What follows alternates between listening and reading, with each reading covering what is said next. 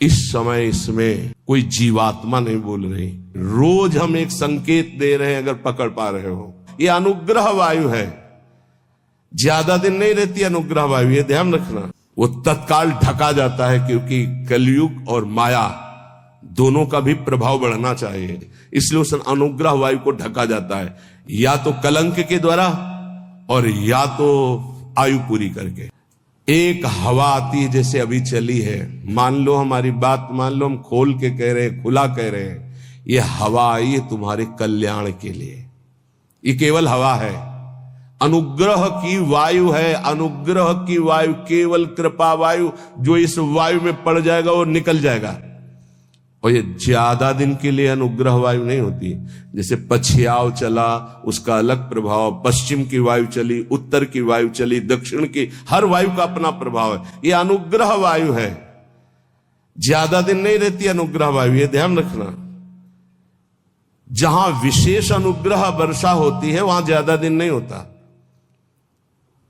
वो तत्काल ढका जाता है, क्योंकि कलयुग और माया दोनों का भी प्रभाव बढ़ना चाहिए, और जब तक अनुग्रह वायु रहेगी तब तक ये बढ़ नहीं सकते, इसलिए उस अनुग्रह वायु को ढका जाता है, या तो कलंक के द्वारा और या तो आयु पूरी करके। जितने बड़े महापुरुष हैं वो कम अवस्था में पधार गए। आद्य गुरु भगवान शंकराचार्य जी, बड़े महापुरुषों को देखो। आपको स्पष्ट कह रहा हूं, मानो तो मानो, नहीं तो ट्रेन छूटी। ये केवल अनुग्रह वायु, केवल अनुग्रह वायु, चीख के कह रहा हूं, पकड़ लो पकड़ लो, नहीं बाद में केवल हाथ मलते रह जाओगे। केवल कृपा ही है, कृपा। ये शरीर नहीं बोल रहा है, पकड़ लो। ये केवल कृपा है जो तुम्हें भगवत प्राप्ति कराने के लिए। रोज हम एक संकेत दे रहे हैं, अगर पकड़ पा रहे हो। कल कहा था सबकी वर्दी तैयार है, केवल आपको अपने तन का ये जो कपड़ा है इससे प्यार हटा दो जितनी जल्दी। पोशाक बनी बनाई तैयार है, भाव दे कि तुम्हें तत्काल मिल जाएगी गुरु प्रसाद से। नाम लिख चुका है, पोशाक नप चुकी, बन चुकी है, बस इंतजार तुम्हारे इस शरीर रूपी वस्त्र के राग का त्याग करने का है, और उसकी तैयारी हो रही है। उसकी तैयारी तुम केवल सहयोग कर दो। लेकिन नहीं, ये मलिन मन, ये मलिन इंद्रियां बस इसी शरीर को मैं मानकर भोगों में सुख के लिए, वो इसी से प्यार, इसीलिए बहुत दूर नगरी नजर आ रही नहीं, बहुत नजदीक दिखाई दे रही है। बहुत कम समय के लिए अवसर मिला है, जिसे तुम वर्षों मान रहे हो, ऐसे चले गए, ऐसे चले गए। इसलिए बहुत सावधान होकर जो सत्संग सुन रहे हो, कर लो भगवत प्राप्ति। तैयार केवल तुम्हें होना है भगवत प्राप्ति, तो इष्ट और गुरु कराएंगे, केवल तैयारी तुम्हारी है। आपसे सच्ची कह रहे हैं, इस समय इसमें कोई जीवात्मा नहीं बोल रही।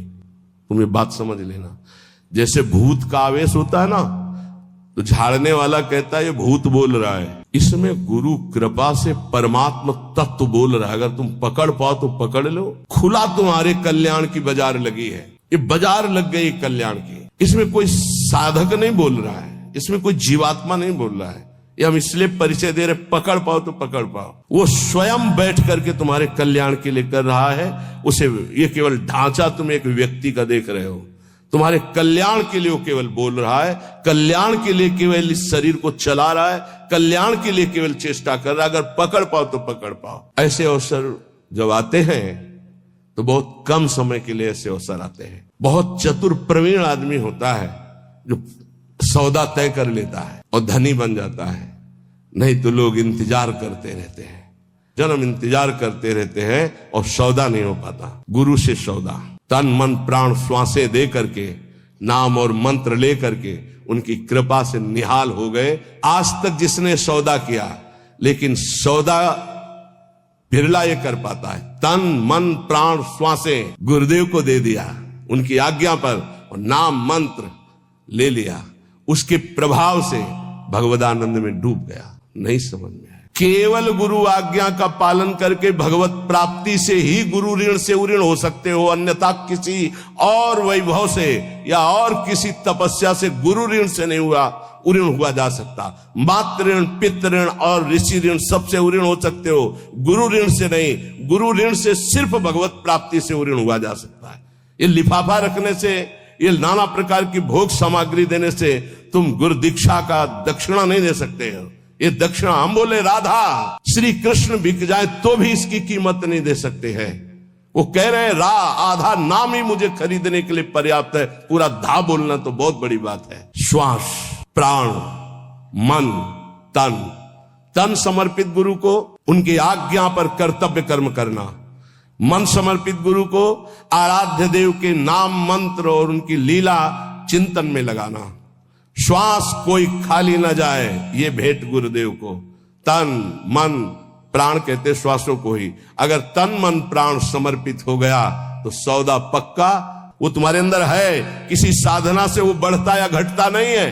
असाधन से घटता नहीं, साधना से बढ़ता नहीं है। ये अज्ञानी जीव नहीं समझ पा रहे। साधन से वो बढ़ता नहीं है, असाधन से घटता नहीं है। केवल असाधन त्याग से साधना करने से पर्दा हटता है। बस तुम हटा पाओगे हो, खुद हटा के दर्शन दे देंगे। कपट का पर्दा झपट करके लाडली लाल फाड़ देते हैं, उनका वैसे हो जाते हैं, अधीन हो जाते हैं। पर ये अहंकारी जीव अधीन होना जानता ही नहीं है। लाख प्रयास करो, वो समझ ही नहीं पा रहा है कि अनंत जन्मों के बाद मुझे ऐसा अवसर हरि ने दिया है मुक्त होने के लिए। इसलिए भाई प्रार्थना है, मान लो इस समय आपको अवसर मिला है केवल भगवत प्राप्ति का।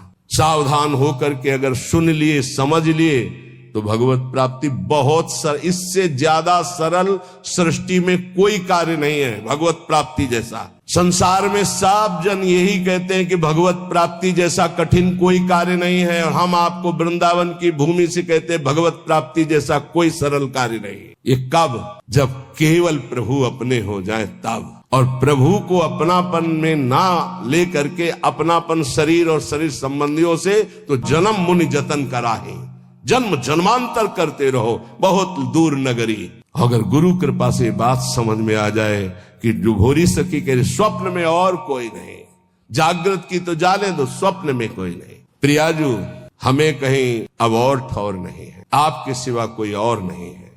हो गई भगवत प्राप्ति। आप देख लेना, जैसे छोटा बच्चा जरा सा विचलित होता है तो माँ दौड़ पड़ती, गोदी में ले लेती है। ऐसे हमने श्री जी को देखा है। जरा सा शारीरिक या मानसिक बात हो तो तत्काल लाडली जो मुस्कुराती हुई, उनके प्यार, उनको बुलाना नहीं पड़ता, उनके प्यार उनके दुलार को देखना है तो उनके सिवा किसी और को अपना मत मानना, कोई और है ही नहीं।